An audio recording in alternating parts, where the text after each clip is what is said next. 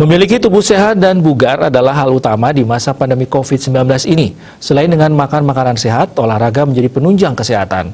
Aktivitas bersepeda kembali menjadi tren olahraga dan gaya hidup yang digandrungi masyarakat di tengah himbauan pemerintah untuk melakukan pembatasan kegiatan dengan menghindari keramaian dan kerumunan.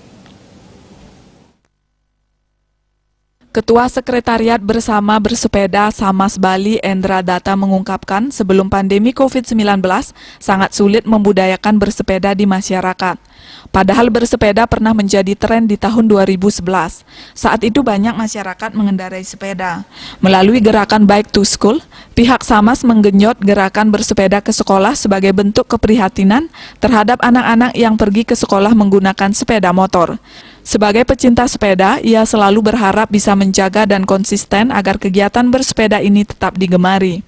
Endra Data mengatakan dirinya tidak menyangka pandemi membuat masyarakat kembali menggemari kegiatan bersepeda.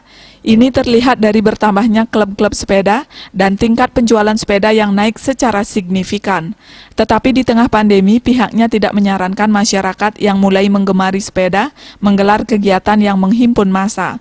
Pihaknya bersyukur ada kesadaran masyarakat untuk hidup lebih sehat dengan bersepeda. Tidak hanya menjadi sebuah tren, bersepeda saat ini juga menjadi gaya hidup. Bersepeda tidak hanya digemari oleh masyarakat biasa, tetapi mulai menjadi olahraga yang diminati oleh kalangan artis. Tidak sekadar untuk berolahraga, harga sepeda yang bervariatif dan cenderung mahal membuat olahraga ini semakin berkelas. Endra Data tidak menampik jika sebuah tren pasti akan mengalami pasang surut. Tetapi ia yakin jika masyarakat yang benar-benar telah tersentuh kegiatan ini dan termasuk pecinta sepeda, maka mereka akan konsisten untuk terus melakukan kegiatan bersepeda dengan ada atau tidaknya tren bersepeda lagi. Wiwin Meliana, Tokoh